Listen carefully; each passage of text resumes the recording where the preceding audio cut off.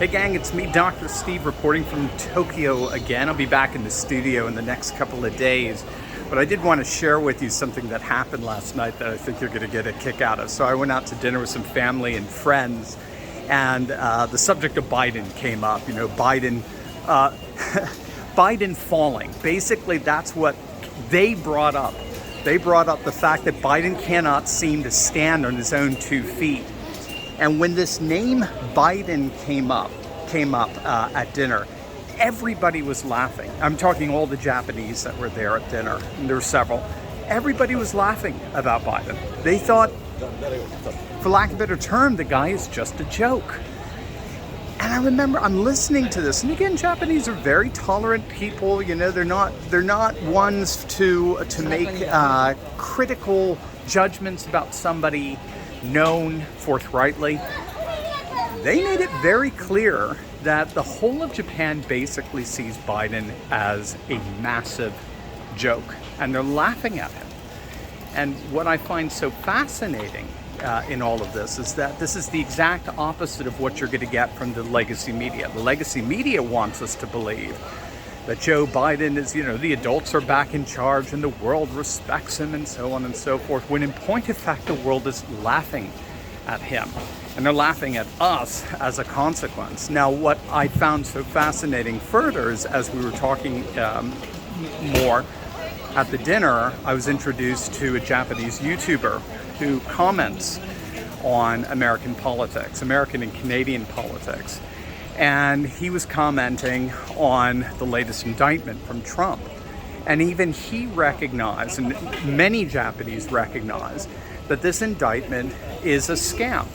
They know it is an attempt to divert attention away from the whistleblower within the FBI who has blown the roof off of Washington, D.C. with his accusation that Biden received $5 million from the executive in Burisma, the corrupt Ukrainian energy company that Hunter Biden sat on the board of because he knows so much about energy. He's such an energy expert, to get $83,000 a month from Burisma.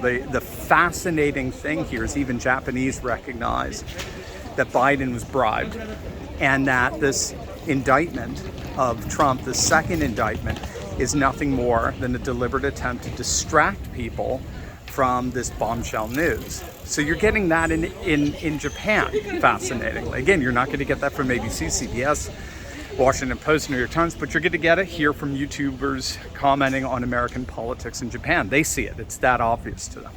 So the world is laughing at Biden.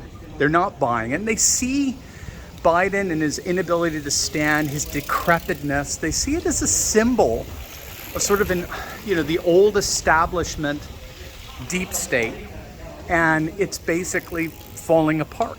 That's what they see. Just in terms of what to make of the whole thing with Biden with Trump's indictment. Again, it's just, and I'll get more into this when I get back into the studio next week, early next week. It's only going to help him. There's no way around that. Think about it. You know, every time he gets indicted, Trump dominates the headlines. He dominates the news. He just sucks all the oxygen out of the room. And there's nothing that any of the other GOP candidates can do to get some traction for their campaign. That's number one. So he dominates the headlines. And then number two is, if the candidates, his fellow GOP candidates, don't rally around him, if they actually turn around and say that he needs to drop out of the race now because he's been indicted, then they become indistinguishable from the establishment that's trying to take Trump out. So either way, the other GOP candidates lose. It's a lose-lose. Trump dominates all the headlines, number one, and number two, if they don't rally around him, then they end up looking as if they've joined forces with the very establishment that's trying to take him out. So once again, I think Trump comes out on top on this. And if there's even another indictment on top, a third or a fourth, it's just going to look like total overkill. And I think you're going to see a total and complete shift towards Trump. I think his poll numbers are going to go up regardless, but I think this more or less has solidified the fact that he's going to get the nomination, and it's going to be Trump Biden round 2, part 2, 2024. In the meantime, the world is laughing at Biden. They see a man who cannot even stand on his own 2 feet, and they see the United States basically being ruled by an establishment of which the feebleness of Biden is but a most fitting symbol. God bless, gang.